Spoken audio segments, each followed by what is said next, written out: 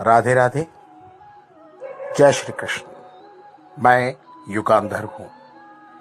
युगांधर भगवान श्री कृष्ण नहीं बल्कि उनका एक भक्त, सामाजिक संगठन युगांधर का एक सदस्य। युगांधर से जुड़े हम सभी सदस्य मानते हैं कि हम सभी परब्रह्म भगवान श्री कृष्ण के ही अंश हैं। जिस प्रकार पानी की एक छोटी बूंद का भी प्रयास होता है कि वो अपने परम स्रोत से मिल जाए, हम सभी भी यही कोशिश करते हैं कि हम उसी रास्ते पर चलें जो परब्रह्म पूर्ण परमात्मा भगवान श्री कृष्ण ने दिखाया है।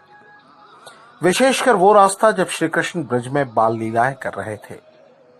श्री कृष्ण की हर लीला प्रकृति और मानवता के संरक्षण का ही संदेश देती है।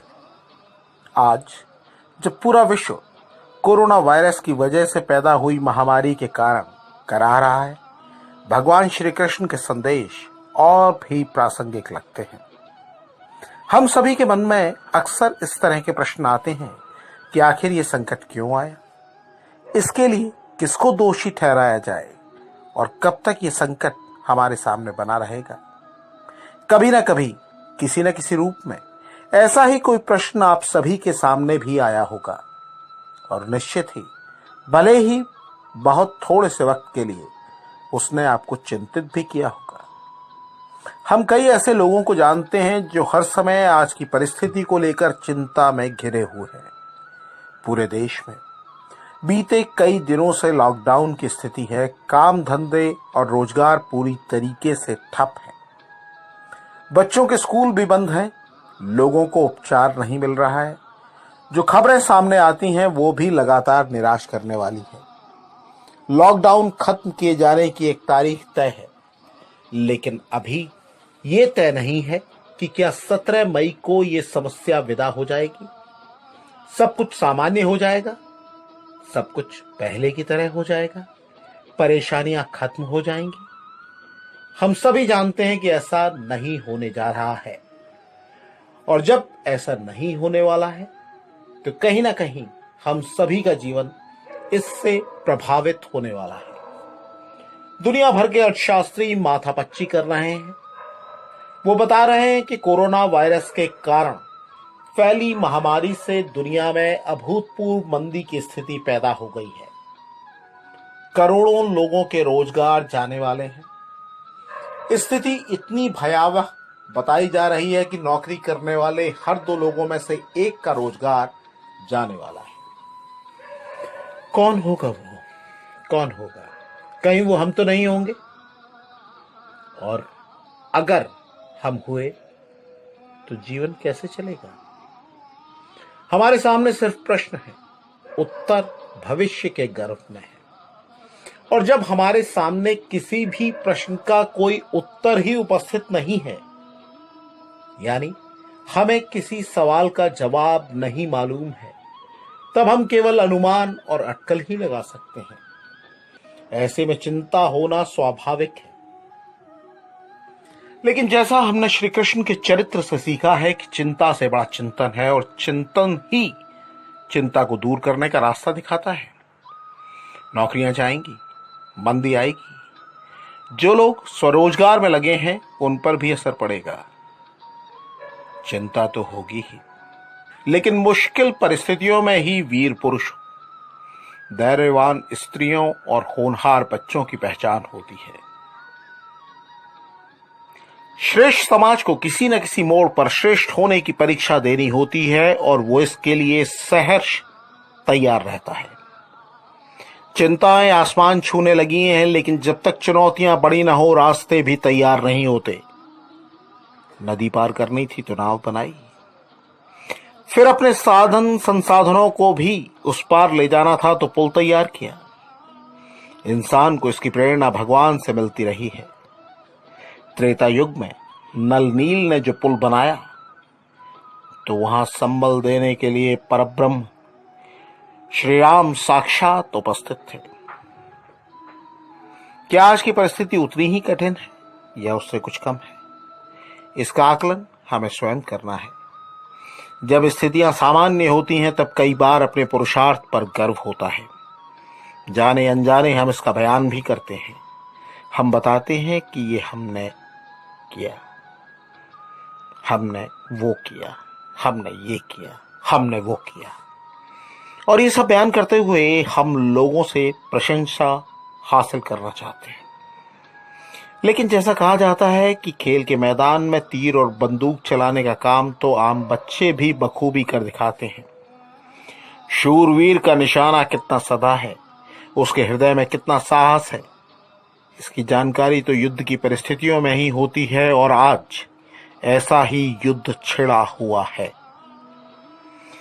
कई बार ऐसा प्रश्न भी सामने आता है कि ऐसी परिस्थिति में हम कर क्या सकते हैं। हम डॉक्टर या वैज्ञानिक तो नहीं, हमें दवा तो नहीं बनानी, हम वायरस को फैलने से तो नहीं रोक सकते, गिरती अर्थव्यवस्था को हम हाथ लगाकर तो नहीं रोक सकते।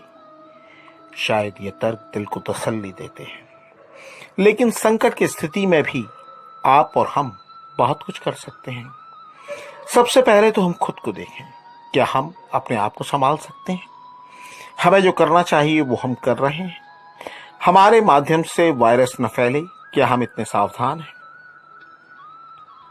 फिर हमें अपने परिवार को देखना चाहिए, छोटे बच्चों को देखना चाहिए, घर के बुजुर्गों को देखना चाहिए, क्या हम उनकी उचित देखभाल कर पा रहे हैं?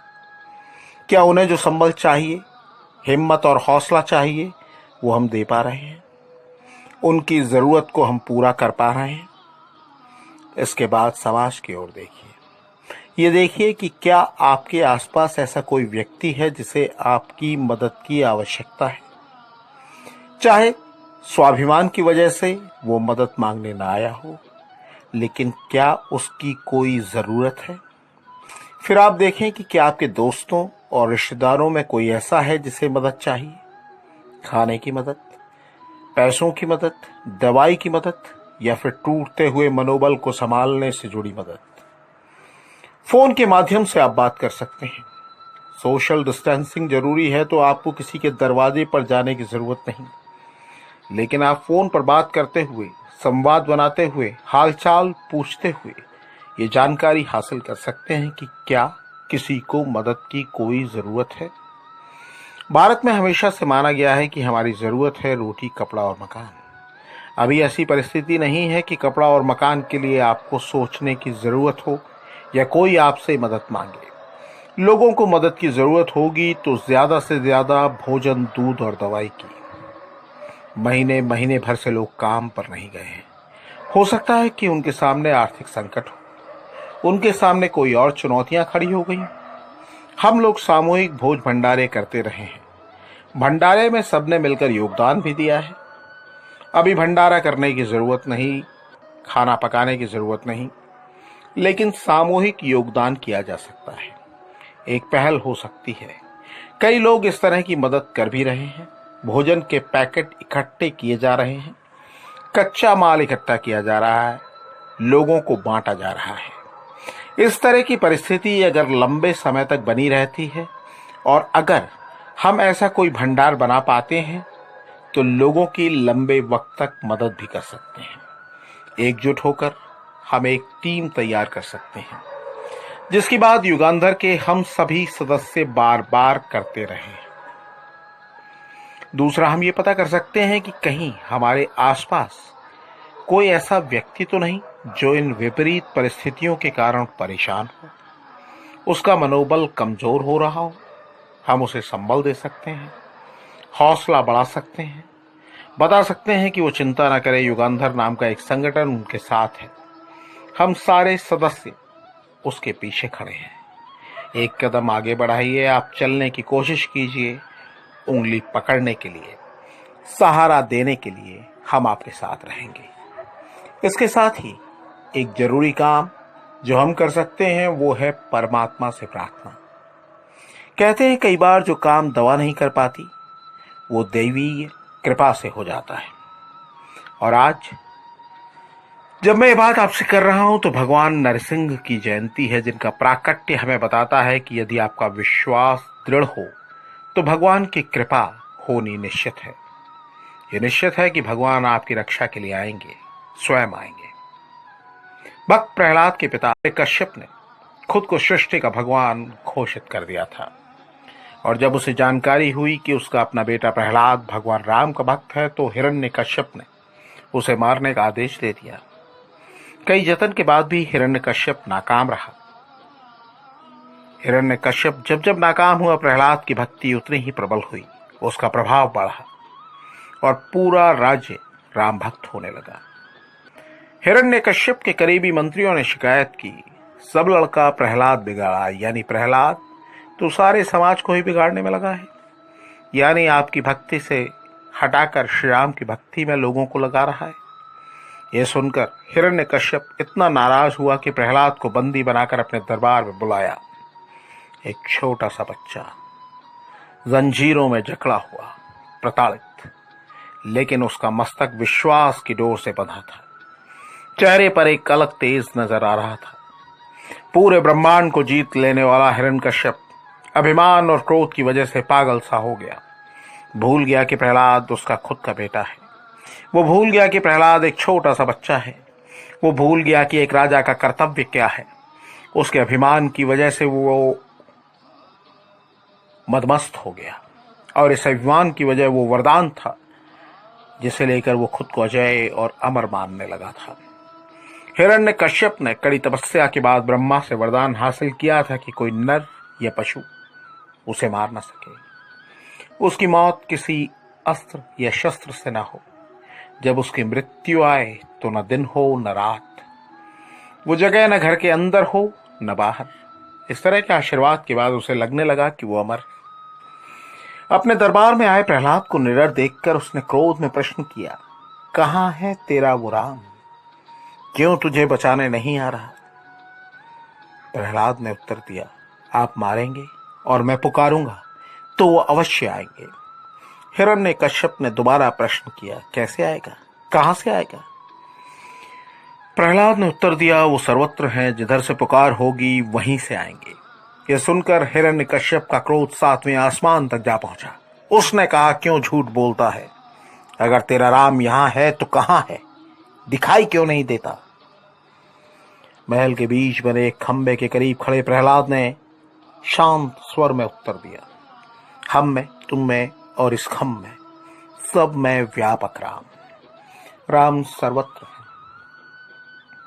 यह सुनकर हिरण्यकश्यप आग बबूला हो गया और बोला कि अगर वो यहां है तो बुलाओ, मैं तुम्हें मारने जा रहा हूं। इतना कहते ही वो प्रहलाद की तरफ बढ़ा और उसको गोदी में उठा लिया और ऊपर की तरफ, बहुत ऊपर कर दिया। जैसे ही वो प्रहलाद को धरती पर पटकने जा रहा था, वैसे ही महल के बीचों बीच खड़ा खंबा फटा और प्रकट हुए भगवान श्री नरसिंह। न नर न पशु, अपूर्व बलशाली भगवान श्री नरसिंह ने प्रहलाद को अपनी गोद में लिया और सिंहासन पर बैठा दिया। हिरण्यकश्यप को बाल से पकड़ा और खींचते हुए महल के द्वार तक ले गए। न भीतर न बाहर, वक्त न दिन का था न रात थी, गोधूली वेला थी। भगवान श्री नरसिंह वहीं बैठ गए। हिरण्यकश्यप को उठाकर अपनी गोद में रखा और अपने नाखून से उसका पेट फाड़ दिया। उसे मारने के लिए न उन्होंने शस्त्र का प्रयोग किया और न अस्त्र का। कोरोना वायरस आज के दौर का ऐसा ही राक्षस है जिसे अजय माना जा रहा है, लेकिन अगर आप विश्वास की ताकत को बढ़ाते हैं तो यकीन मानिए, विश्वास कीजिए, इस वायरस की पराजय भी निश्चित है। जय युगांधर, जय श्री कृष्ण, जय नरसिंह।